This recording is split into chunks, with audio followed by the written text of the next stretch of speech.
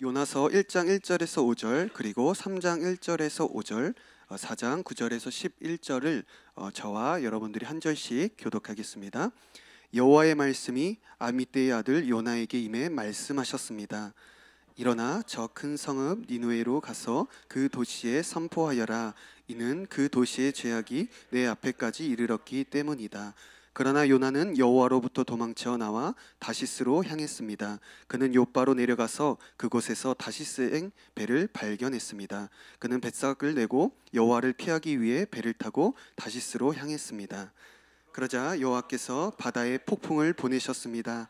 거친 폭풍우가 배를 위협해 배는 거의 부서지게 됐습니다. 선원들이 두려워했고 사람들은 각자 자기 신에게 소리쳐 부르짖었습니다. 그러고는 배를 가볍게 해보려고 짐들을 바다에다 던졌습니다. 그러나 요나는 배 밑층에 내려가 누워 깊이 잠들었습니다. 여호와의 말씀이 두 번째로 요나에게 임했습니다. 일어나 저 큰 성읍 니느웨로 가서 내가 네게 전하는 이 말을 선포하여라. 요나는 여호와의 말씀에 순종해 니느웨로 갔습니다. 그때 니느웨는 통과하는 데만 걸어서 3일이 걸리는 아주 큰 성읍이었습니다. 요나는 성읍 안으로 들어간 첫날에 선포했습니다. 40일 후에 니느웨는 무너질 것이다. 니느웨 사람들은 하나님을 믿었습니다. 그들은 금식을 선포하고 가장 높은 사람부터 가장 낮은 사람에 이르기까지 굵은 베옷을 입었습니다. 그러나 하나님께서 요나에게 말씀하셨습니다. 내가 그 넝쿨 때문에 화내는 게 옳으냐? 그가 말했습니다. 그렇습니다. 화가 나서 죽을 지경입니다. 그러나 여호와께서 말씀하셨습니다. 내가 가꾸지도 않고 기르지도 않은 넝쿨도 너는 아꼈다. 하룻밤 사이에 자라나 하룻밤 사이에 죽어버렸는데도 말이다. 그런데 오른손과 왼손도 구별하지 못하는 사람들이 12만 명이나 있고 가축도 많이 있는 이 큰 성을 내가 아끼지 않을 수 있겠느냐? 아멘. 작년에 세계 최고의 흥행 영화를 꼽는다면 단연 어벤져스 엔드게임이었죠. 네. 엄청난 흥행 성적을 냈는데도 거기에 만족하지 못하고 추가로 확장판을 재개봉했어요. 그래서 타이타닉과 아바타를 꺾고 그래서 역대 최고 흥행 성적을 기록하게 되었습니다. 근데 원래 이런 히어로물 하면은 원래 흔히 생각할 수 있는 것은 아이들이나 남자들이나 좋아할 것 같은 영화인데 어떻게 전 세계인들이 함께 이것을 즐길 수 있게 되었는가? 너무나 비현실적인 이야기 속에 우리의 현실적인 인생의 고민들을 담고 있기 때문이죠. 특히 엔드게임의 전체 내용을 관통하는 주제들이 여러 개 있는데 그 중에 한 가지가 정체성에 대한 것입니다. 그리고 이 정체성에 대한 이야기를 이끄는 인물은 아이언맨이라고 생각합니다. 그는 자기애가 너무나 강한 사람이었죠. 아이언맨 1을 굉장히 재밌게 봤었는데요. 아이언맨 1의 전체 내용 중에 개인적으로 제가 가장 충격적으로 봤었던 장면이 언제였냐면 맨 마지막 장면이었어요. 그래서 막 이렇게 아이언맨 누구인가 막 사람들이 이렇게 하는 중에 마지막에 토니 스타크가 굉장히 많은 그 기자들 앞에서 이렇게 막 인터뷰를 받고 하는 중에 기자들이 질문합니다. 당신이 아이언맨 아닌가요? 막 질문하니까 마지막에 토니 스타크가 대답하죠. I'm 아이언맨 이러면서 탁 끝나게 돼요, 영화가. 굉장히 충격이었었어요. 그 당시까지 생각했던 이 히어로에 대한 이런 상식을 깨는 거였거든요, 저에게 있어서는. 우리가 보통 친숙한 슈퍼맨이나 배트맨 아니면 스파이더맨처럼 히어로는 대체로 자신의 정체를 숨기는 것이 일반적이죠. 슈퍼맨을 보면 슈퍼맨이 열심히 직장 생활해요. 직장 상사 뭐 한 주먹감도 안 될 텐데 직장 생활 막 꾸지람 피우면 막 하는 거예요. 히어로도 사회생활 힘든 거예요. 막 그런 식인 게 일반적인데 아이언맨은 드러냅니다. 자신을 막 자랑합니다. 자기애와 과시욕이 강한 성격이라는 것을 우리가 잘 알고 있죠. 그런 그가 이 어벤져스 엔드게임 공식적으로 출연하는 마지막 이 영화에서는 전혀 다른 행보를 보이게 됩니다. 자신이 친아들처럼 아꼈던 이 스파이더맨을 지키지 못했다는 이 죄책감과 자괴감, 자신이 사랑하는 아내도 생겼고 딸도 생겼어요. 지킬 것이 생기고 나니 그가 이제 위험한 히어로 활동을 접고 시골에서 조용하고 안전한 삶을 살게 되었습니다. 더 이상 위험한 일에 끼어들지 않게 되었죠. 실패의 경험과 죄책감 그리고 위험에 대한 불안감이 그를 자신만의 안전지대에 갇힌 사람으로 만들게 되었던 것입니다. 하지만 결국에 동료들과 함께하죠. 그리고 그가 영화 마지막에 가서는 악당 타노스와 열심히 싸우다가 절체절명의 순간 가운데 타노스의 힘의 근원인 그 인피니티 스톤을 빼앗습니다. 이 힘을 이용하면은 전쟁을 완전히 마무리하고 적들을 완전히 없앨 수 있었어요. 그리고 죽은 모든 이들을 살릴 수 있었어요. 하지만 반대로 자신의 생명을 잃을 수도 있었죠. 그때 그가 마지막으로 선포합니다. I'm Iron Man 하는 것이죠. 그리고 인피니티 스톤의 힘을 이용해서 전쟁을 종식시키고 자신은 장렬히 전사합니다. 그러니까 아이언맨 1편에서 내뱉었던 I'm Iron Man은 과시와 자랑을 위한 것이었다면 그의 마지막에 I'm Iron Man은 대의를 위해 희생하는 히어로서의 자각이 담겨있죠. 결국 그는 자기 만족의 아이언맨이 아닌 자기 희생의 아이언맨을 선택합니다. 그럼 무엇이 이와 같이 그의 선택을 결정지을 수 있었을까요? 영국의 한 철학자는 인생의 어려움은 선택에 있다라는 말을 했습니다. 우리에게 수많은 선택의 순간들이 날마다 주어지는데 여러분의 선택에 영향을 미치는 것은 무엇입니까? 오늘 나눌 말씀은 선택에 관한 이야기입니다. 오늘 본문은 요나서 1장과 3장과 4장의 세 부분이죠. 오늘 본문이 좀 길었죠. 이 세 부분은 요나서 전체 내용 가운데 하나님께서 직접 요나에게 찾아오셔서 하나님이 직접 말씀하신 3번의 사건을 담고 있습니다.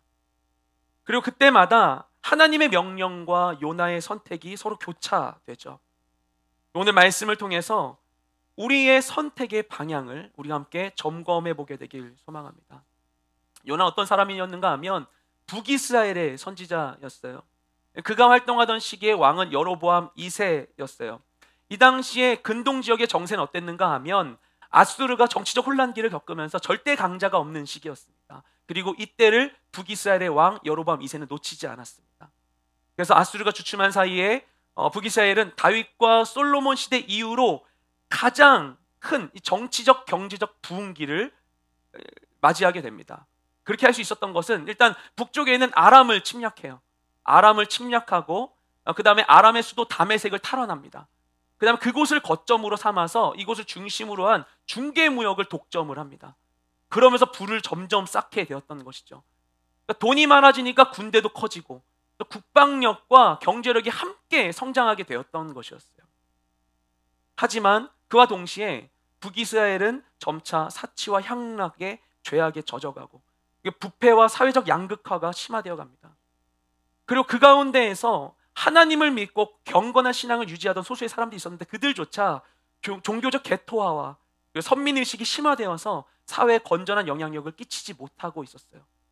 믿는 이들은 그들만의 신앙으로 머물게 되었고 세상은 점점 풍요로움 가운데 방향을 잃은 채 헤매고 있는 시대였습니다. 바로 그때 하나님께서 요나를 부르십니다. 우리 오늘 말씀 1장 1절부터 2절까지를 함께 읽겠습니다. 시작. 여호와의 말씀이 아미떼의 아들 요나에게 임해 말씀하셨습니다. 일어나 저 큰 성읍 니느웨로 가서 그 도시에 선포하여라. 이는 그 도시의 죄악이 내 앞에까지 이르렀기 때문이다. 아멘. 요나의 시작을 보면 단순하게 보면 하나님께서 하나님의 말씀이 임했다로 시작을 합니다. 그러니까 하나님의 말씀이 그때 임했다라고 하는 것은 하나님께서 그 시대 가운데 전하기 원하시는 하나님의 메시지가 있다라는 것을 짐작하게 하죠. 그러면은 그 시대는 어떤 시대였는가? 그때는 물질적 부유함과 영적인 빈곤함의 시대였습니다. 세상은 풍요롭지만 진리는 갈수록 고독해지는 상황 속에서 하나님의 사람들은 어떤 길로 가야 할지, 무엇을 선택해야 될지 고민하고 있었을 것입니다. 그리고 바로 그때 여호와의 말씀이 아미떼의 아들 요나에게 임했습니다. 그리고 요나가 기다렸었던 드디어 말씀하신 그 하나님의 음성은 무엇인가? 일어나서 니느웨에 가서 내 말을 선포해라. 이것이었습니다. 그리고 이 하나님의 명령을 요나는 이해할 수 없었습니다. 요나는 이렇게 생각했겠죠. 아마도 지금 내가 살고 있는 이 시대, 지금 이 이스라엘도 너무나 점점 복잡해져 가고 세상이 갑자기 급속 성장을 하면서 사회 여러 가지 문제들이 일어나고 있고 이 가운데 우리나라에서도 할 일이 너무나 많고 신경 쓸 게 너무나 많은데 그래서 나는 지금 이스라엘에 최적화되어 있는 사람인데 여기서 내가 무언가를 할 수 있는 사람인데 그런데 왜 굳이 이곳이 아니라 관심도 없고 가고 싶지도 않은 먼 나라로 가라고 하시는 것인가? 그것도 왜 하필이면 이스라엘의 적국인 아수르로 가라고 말씀하시는 것인가? 이해할 수 없었을 것입니다. 이 하나님의 명령은 요나의 기대와는 달랐습니다. 요나는 선지자예요. 하나님의 음성을 기다리는 사람이에요. 그것을 선포하는 사람이에요. 하나님의 음성을 너무나 듣고 싶었는데, 그 시대 가운데, 이 계시의 시대 가운데 그가 기다렸던 하나님의 명령이 자신의 기대와 너무나 다른 거예요. 그리고 요나는 다른 길을 선택합니다. 그러면 그 선택은 바른 것이었을까요? 우리 함께 살펴보길 원합니다. 첫째, 다시스는 안전하지 않습니다. 우리 1장 3절부터 5절까지 말씀을 함께 읽겠습니다. 시작. 그러나 요나는 여호와로부터 도망쳐 나와 다시스로 향했습니다. 그는 욥바로 내려가서 그곳에서 다시스행 배를 발견했습니다. 그는 뱃삭을 주내고 여호와를 피하기 위해 배를 타고 다시스로 향했습니다. 그러자 여호와께서 바다에 폭풍을 내보내셨습니다. 거친 폭풍우가 배를 위협해 배는 거의 부서지게 됐습니다. 선원들이 두려워했고 사람들은 각자 자기 신에게 소리쳐 부르짖었습니다. 그러고는 배를 가볍게 해보려고 짐들을 바다에다 던졌습니다. 그러나 요나는 배 밑층에 내려가 누워 깊이 잠들었습니다. 아멘. 요나는 요나서 외에 구약 성경에 딱 한 부분에서만 그의 이름이 등장합니다. 열왕기하 14장 25절 말씀이에요. 그 구절의 내용이 이것입니다. 하나님께서 요나를 통해서 예언을 선포하게 하셨는데 그 내용이 뭐냐면 북이스라엘의 여로보암 2세, 이때 왕이죠. 여로보암 2세 때 이때 이스라엘의 영토를 회복할 것이다 라는 예언이었어요. 요나가 그것을 선포합니다. 그리고 아까 말씀드린 대로 요나의 선포한 이 예언은 성취되죠. 여로보암 2세는 북이스라엘 북쪽 영토를 차지할 뿐만 아니라 차지한 땅에서 중개 무역을 통해서 많은 경제적인 번영을 이루게 되었어요. 그리고 이것은 아수르의 내부 정세 혼란이 있었기에 가능한 것이었습니다. 그러니까 요나는 하나님의 말씀을 받고 예언했는데 예언이 성취되었는데 이 예언의 성취, 곧 이스라엘의 번영은 곧 아수르의 쇠퇴를 의미하는 것이었죠. 이것을 볼 때 아마도 요나는 민족주의적인 성향이 강한 선지자였을 것으로 보입니다. 그런 그가 니느웨에 가서 그곳 사람들, 아수르 사람들에게 그들에게 닥칠 위기가 무엇인지를 경고해 준다고 하는 것은 그게 전혀 내키는 일이 아니었을 것입니다. 그리고 그것이 동족 이스라엘을 배반하는 일처럼 여겨졌을 수도 있을 것입니다. 그래서 그는 극단적인 선택을 하죠. 하나님께서 가라고 명하신 니느웨의 정반대편으로, 그리고 니느웨보다 거리상 더 먼 곳으로 떠나는 것이었습니다. 니느웨로 가려면 북동쪽으로 육로를 따라 이동을 해야 되는데 요나는 정반대로 지중해 바닷가로 서쪽으로 배를 타고 떠나게 됩니다. 그가 결정한 행선지는 다시스였습니다. 그럼 그는 왜 다시스를 택했는가? 그의 선택에서 하나님에 대한 그의 안에 있는 두 가지 심각한 오해가 있다는 것을 발견할 수 있습니다. 하나는 무엇인가 하면 그는 자신의 판단 기준이 하나님의 뜻보다 우선하다고 생각하는 것이었어요. 아무리 하나님께서 명하셔도 니느웨는 갈 수 없는 거예요. 다른 하나는 무엇인가 하면 하나님의 영향력이 이 이스라엘까지만 미친다고 생각한 것입니다. 그래서 하나님의 땅 이스라엘에서 멀어지면 괜찮을 것이라고 여긴 것이죠. 이러한 하나님에 대한 그의 무지가 결국 그를 불순종으로 인도했습니다. 우리도 그럴 수 있어요. 너무나도 포기할 수 없는 자기만의 가치 기준이 우리에게 있을 수 있습니다. 하나님, 그것만은 안 돼요. 하나님, 거기는 가라고 하지 말아주세요. 하나님, 그 인간은 싫어요. 다 할게요. 내가 다 하겠는데 그것만은 제발 피하게 해주세요 라고 우리가 기도할 수 있어요. 그리고 우리가 다른 것을 집중하고 시선을 돌리고 잊어버리면 피할 수 있을 것이라고 생각할 수 있습니다. 내가 선택한 망각과 외면으로 자신을 가두고 어서 이 일이 지나가기만을 바라는 것이죠. 하지만 그런 선택이 우리를 안전하게 해주지는 않습니다. 요나도 마찬가지였어요. 결국 요나는 폭풍을 만나게 됩니다. 그런데 폭풍을 피하기 위해서 모든 선원이 고군분투하고 있는데 정작 그 문제의 원인인 요나는 모든 것을 피해서 배 밑층에 내려가 잠들어 있었습니다. 자신의 안전을 위해 요나가 선택한 자리는 결국 어디였는가 하면 폭풍에 흔들리는 요동치는 배 아래 깊숙한 곳이었습니다. 우리가 선택한 안전지대는 결국 이와 같이 불안전한 곳일 뿐입니다. 예전에도 나눈 바 있지만 겨울왕국이라는 애니메이션이 있죠. 최근에 원을 다시 봤어요, 아이들하고. 공주 엘사는 모든 것을 얼려버릴 수 있는 마법이 있었죠. 근데 부모님이 그런 딸을 위험에서 보호하기 위해서 방 안에 가두게 돼요. 하지만 결국에는 방 밖으로 나올 수밖에 없게 되었습니다. 그런데 우려했던 대로 그 마법을 컨트롤하지 못해서 사람들을 위험에 빠뜨리게 되죠. 문제가 발생했어요. 문제가 발생하자 엘사의 위기 대처 방식은 무엇인가? 그녀에게 가장 익숙했던 방법을 반복하는 것이었습니다. 그것은 그녀를 위험으로부터 보호하기 위해서 그녀의 부모가 먼저 그녀에게 사용했던 방식이었죠. 바로 고립이었습니다. 그래서 그녀는 문제가 일어나자마자 바로 도망칩니다. 아렌데를 떠나서 무리를 달려가요. 저 멀리 북쪽산 높은 곳까지 갑니다. 아무도 없는 곳. 그곳에 가서 뭐 하죠? 얼음성을 만들고 얼음 샹들리에 팍 만들고 얼음 드레스를 촥 입고 노래를 불러요. 레디꼬 레디꼬 하는 거예요. 우리말로 내비둬 내비둬 막 이렇게 하는 거예요. 그럼 그 가운데에서 내가 선택한 아무도 간섭하지 않고 아무도 개입할 수 없는 나 홀로 있는 나의 안전지대 가운데에서 과연 엘사는 행복했을까? 우리는 흔히 내 마음대로 하지 못하는 것이 문제라고 생각합니다. 그리고 자유로운 선택이 자신을 자유롭게 하리라고 기대합니다. 그런데 방금 나눈 이야기도 나오지만 자유롭게 선택한 엘사는 결국 스스로를 성에 가두어 버렸습니다. 그것이 그녀에게 익숙한 것이었기 때문이죠. 다윗은 여호와께서만이 나의 피할 바위시고 내 요새시고 내 방패이시고 산성이시라고 고백했습니다. 주님이 우리의 피난처가 되어주시는 것이죠. 우리가 스스로 만든 피난처는 어떤 것인가? 그것은 결국에는 우리의 약함으로 빚어낸 공간입니다. 우리의 방어적인 선택들, 상처받기 싫어서, 버림받기 싫어서, 무시당하기 싫어서, 미움받기 싫어서, 지적받기 싫어서 했었던 그 모든 선택들, 움츠러든 채 쌓은 그 성이 우리를 과연 안전하게 만들 수 있을까요? 요나는 다시스를 선택합니다. 그게 그에게 안전을 주리라고 생각했던 것이죠. 그럼 여러분의 다시스는 무엇입니까?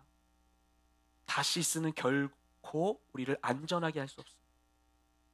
그러면 우리는 무엇을 선택해야 하는가? 둘째, 니느웨의 가능성이 있습니다. 우리 3장 1절부터 5절까지 말씀 함께 읽겠습니다. 시작. 여호와의 말씀이 두 번째로 요나에게 임했습니다. 일어나 저 큰 성읍 니느웨로 가서 내가 네게 전하는 이 말을 선포하여라. 요나는 여호와의 말씀에 순종해 니느웨로 갔습니다. 그때 니느웨는 통과하는 데만 걸어서 3일이 걸리는 아주 큰 성읍이었습니다. 요나는 성읍 안으로 들어간 첫날에 선포했습니다. 40일 후에 니느웨는 무너질 것이다. 니느웨 사람들은 하나님을 믿었습니다. 그들은 금식을 선포하고 가장 높은 사람부터 가장 낮은 사람에 이르기까지 굵은 베옷을 입었습니다. 아멘. 폭풍 중에 바다에 빠져서 3일간 물고기 뱃속에 갇혔던 요나는 회개해서 하나님의 용서를 받게 됩니다. 물고기 뱃속에서 나오죠. 그 요나는 다시 하나님의 명령을 듣게 됩니다. 그것이 앞서 1장 2절에서 하나님 하셨던 그 명령입니다. 가서 니느웨에 선포해라 라고 이야기하시는 것이죠. 결국 원점에 돌아왔어요. 하나님께서 처음 요나에게 명령하셨고 불순종했고 회개하고 이 과정을 거쳐서 다시 같은 명령을 듣게 됩니다. 근데 여기서 질문이 있죠. 왜 하나님은 굳이 이처럼 요나가 직접 니느웨에 가서 말씀을 선포하는 방식만을 고집하시는 것인가? 여기서 우리가 하나님의 의도를 생각해 보게 됩니다. 그러니까 단지 니느웨에 가서 이 메시지를 선포하는 것만이 하나님의 목적이라면 그럼 하나님은 불순종한 요나를 버리고 다른 방법을 택하는 것이 더 효율적이었겠죠. 근데 왜 하나님께서는 굳이 요나를 회복시키셔서 다시 요나에게 똑같은 명령을 내려주시는 것인가? 그것은 하나님께서 단순히 그 니느웨에 이 메시지를 선포하도록 하는 것 외에 다른 목적이 하나님에게 있었다라는 것을 우리가 짐작하게 합니다. 하나님은 니느웨에 이 소식을 전하기 원하시지만 동시에 요나에게도 하실 말씀이 있으신 거예요. 이것을 통해서 요나가 깨닫기를 원하시는 것입니다. 그래서 하나님 요나에게 다시 기회를 주십니다. 그리고 두 번째 찬스에서 요나는 니느웨를 선택하죠. 이 니느웨는 말씀 가운데 나온 것처럼 걸어서 통과하는 데만 3일이 걸리는 큰 성읍입니다. 얼마나 큰지를 생각해 보면 그 당시에 이스라엘에서 북이스라엘의 수도가 사마리아였어요. 남유다의 수도 예루살렘보다 이 당시에는 북이스라엘이 더 번성했기 때문에 북이스라엘 수도 사마리아가 더 컸는데 이 당시 사마리아 전체 인구 수가 약 3만 명이 좀 넘었을 것이라고 그렇게 추정하고 있습니다. 근데 요나서 4장 11절 말씀 보면 니느웨에 대한 규모를 짐작할 수 있는 말씀이 있죠. 니느웨에 좌우를 분별치 못하는 자 12만 명이 있다. 이 말씀을 여러 가지로 해석하는데 한 가지 견해는 이게 한 약 12세 미만 되는 그런 그 미숙한 미성년자의 숫자가 12만 명이다 라고 하는 걸로 보는 견해들이 있습니다. 그것을 통해서 그것을 받아들여 짐작한다고 할 때 이 도시 인구가 약 60만 명 되지 않겠는가 라고들 학자들이 생각을 합니다. 지금 오늘 보니까 포항 인구가 약 50만 명이고 남양주 인구가 약 70만 명 된대요. 굉장히 큰 숫자거든요. 특히 고대 도시 가운데에서. 근데 이 넓은 곳에 곳곳마다 다 하나님의 말씀을 전하려면 혼자의 힘으로는 며칠도 부족했을 것입니다. 그렇죠? 근데 요나는 이 넓은 곳에서 단 하루 동안만 선포를 합니다.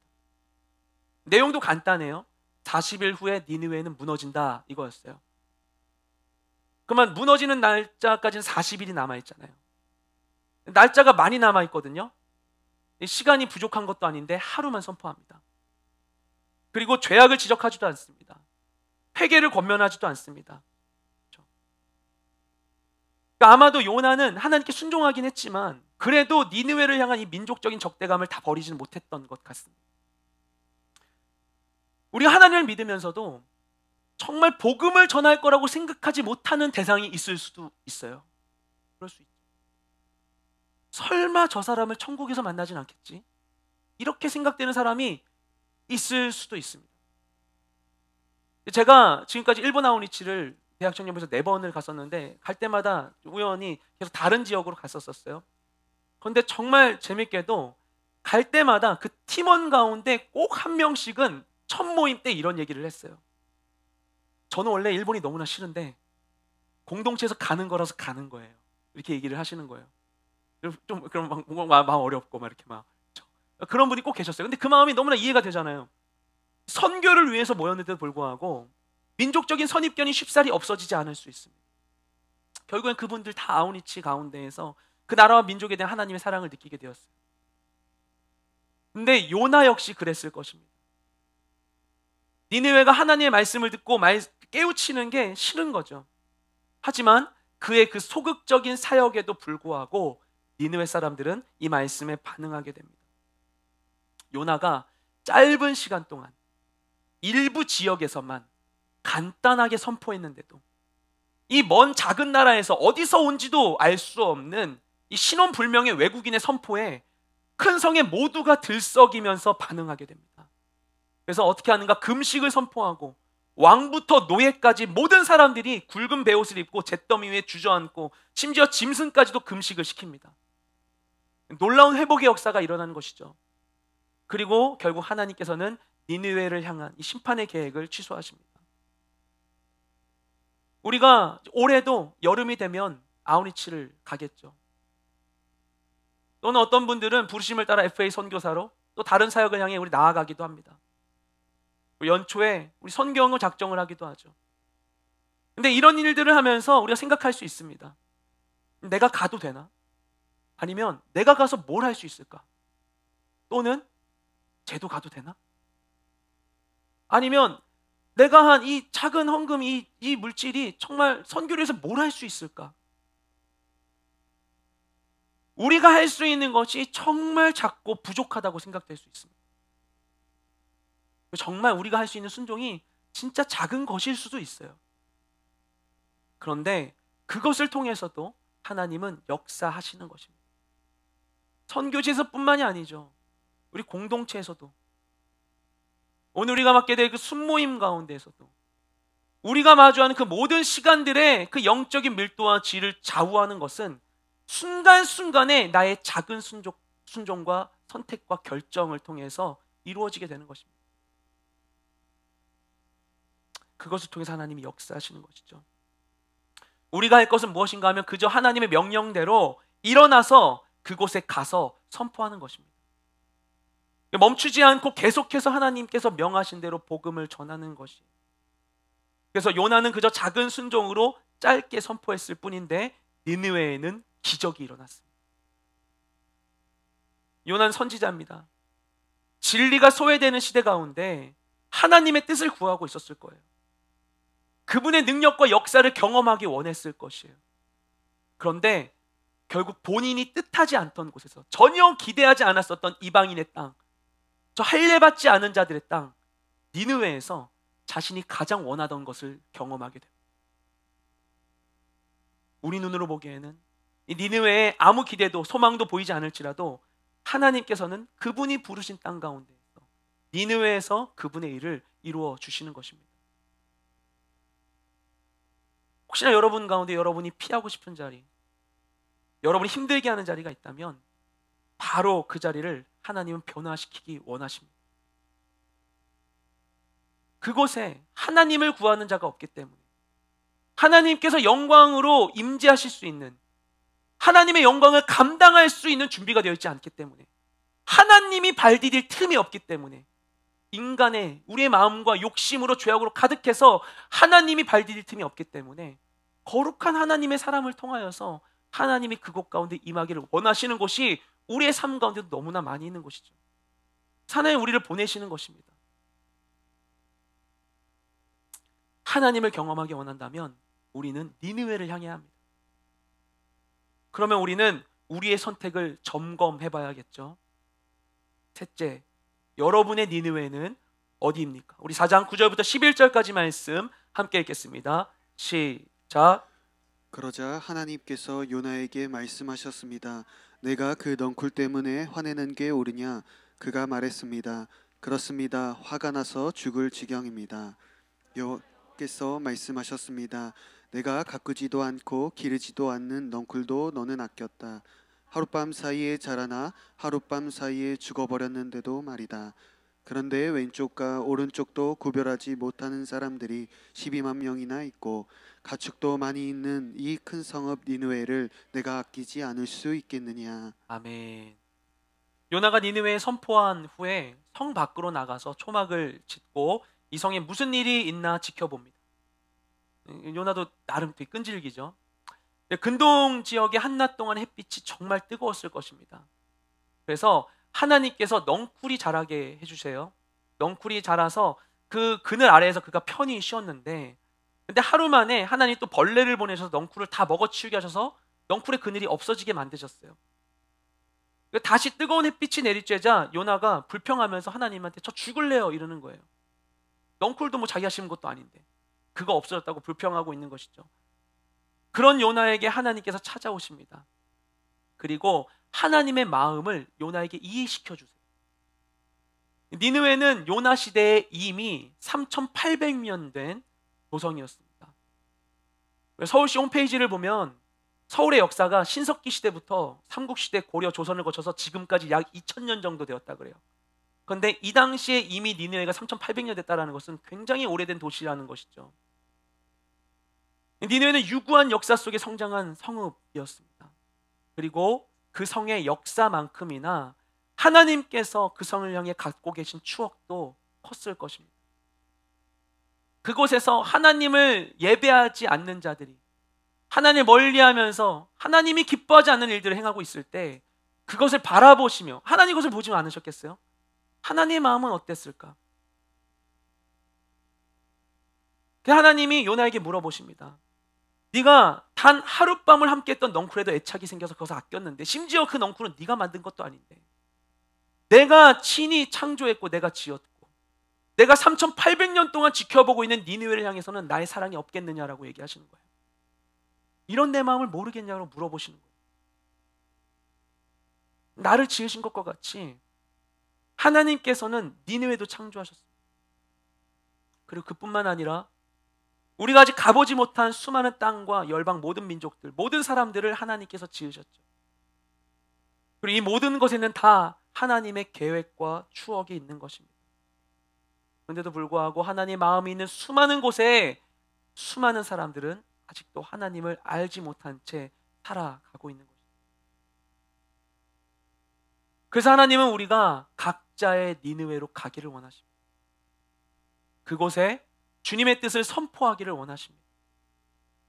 그래서 그곳이 또 그 사람이 하나님을 찬양하는 존재로 하나님이 본래 창조하신 그 고안하신 하나님의 의도대로 기능할 수 있게 되기를 너무나 원하시는 것이죠. 제가 8년 전쯤에 중국 스촨성 남쪽에 있는 한 작은 도시로 아우니치를 갔었어요. 거기 그 아우니치 한 번 갔었는데 한 번밖에 갈 수가 없었어요. 그 다음에는 이게 공안이 문제가 되어서. 근데 그때 아우니치를 잊을 수가 없습니다. 그것이 나중에 찾아보니까 고대 실크로드의 한 부분이기도 했고, 실크로드 한 200년 앞서 있었던 차마고도라는 그 경로가 있거든요. 차마고도의 일부이기도 했었던 곳이에요. 산지인데 이곳에 중국의 소수민족이 살고 있었습니다. 장족이에요. 이들이 티베트에 있는 그 민족입니다. 그리고 그곳에서 일주일 가까운 시간 동안 사역을 잘 마쳤어요. 네, 그곳 사역의 마지막 날 주일 아침 식사를 하는데 그때 이제 팀원이 찬양을 틀었어요. 찬양이 이렇게 흘러나왔어요. 호산나 높은 곳에서 우리 왕께 영광을 호산나 하면서 딱 찬양이 시작하는 거예요. 근데 그 찬양이 나오는데 갑자기 마음이 뭉클하면서 눈물이 왈칵 쏟아지는 거예요. 제가 밥 먹는 상황인데 갑자기 울면 이상하잖아요. 막 울음을 참으면서 꾹 참으면서 막 이런 소리가 있었어요. 이상하게 볼까 봐서 막 이렇게 막 복받쳐 있는데 혼자 막 다들 밥 먹고 있는데, 근데 그 상황 가운데에서 처음 이곳에 올 때 느꼈었던 그 의함에 대한 하나님의 응답 같은 깨달음이 확 왔습니다. 이게 무엇인가 하면 이것이었어요. 아, 하나님께서 이곳에서 예배받기 원하시는 거예요. 이곳에서 하나님 예배받기 원하시는 거예요. 그러니까 하나님이 이 땅을 너무나 아름답게 창조하신 거예요. 그렇죠? 그리고는 하나님의 자녀들이 그 땅의 아름다움을 누리며 하나님께 이렇게 말하기를 원하셨겠죠. 하나님 너무나 아름다워요. 하나님 이곳이 너무나 좋아요. 감사해요. 라고 고백하기를 원하셨겠죠. 그게 찬양 아닙니까? 그런데 그것 가운데 하나님 이곳을 이렇게 아름답게 창조하셨는데 이곳 가운데에서 아무도 그분을 찾지 않는 거예요. 그분이 받으셔야만 하는 합당한 찬양이 이곳 가운데 들려지지 않는 거예요. 하나님을 아는 하나님의 사람들이 이곳에 와서 이 아름다운 곳을 지으신 하나님께 영광과 찬양을 올려드리게 되기를 하나님 너무나 기다리신다는 것이죠. 그래서 하나님 이곳에서 외로우셨겠구나.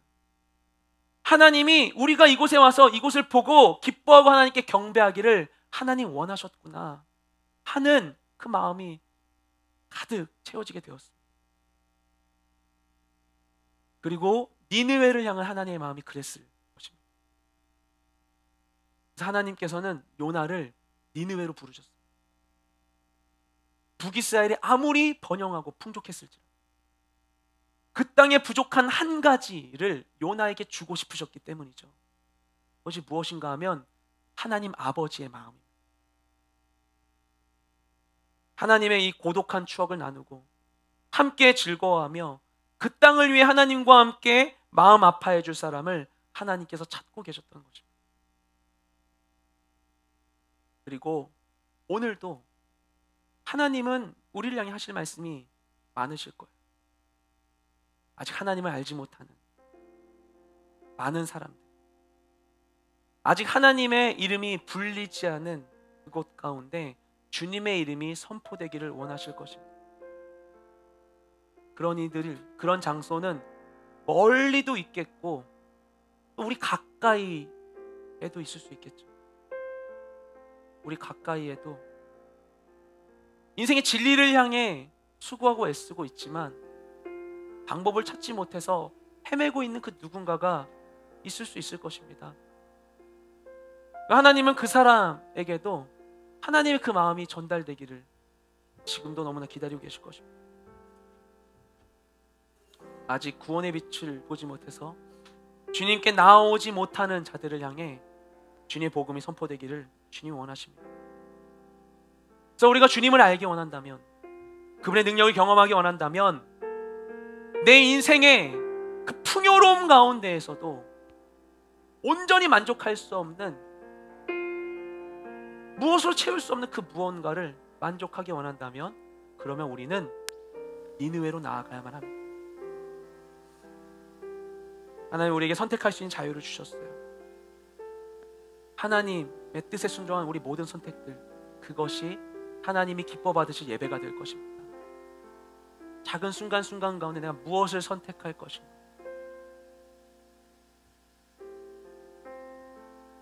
오늘 저 사람을 처음 마주할 때 내가 어떻게 저 사람에게 말을 건넬 것인가, 이 사람의 요청에 대해서 내가 어떻게 반응할 것인가, 내가 오늘 아침 가족들에게 가장 먼저 뭐라고 이야기할 것인가. 인생의 아주 작은 선택들, 하나님을 기억하며 한 우리 모든 선택의 순간순간들이 하나님이 받으실 만한 거룩한 산 제물이 될 것입니다. 그 거룩한 진리의 선택들이 가득할 때 우리의 삶은 정말 많이 변화될 것입니다. 두려울지라도, 때론 미울지라도, 알 수 없을지라도 나의 생각을 의지하지 않고 주님의 능력을 의지하며 각자에게 주어진 니느웨를 향하여 담대히 나아가는 우리 모두가 되시기를 주님의 이름으로 축복드립니다.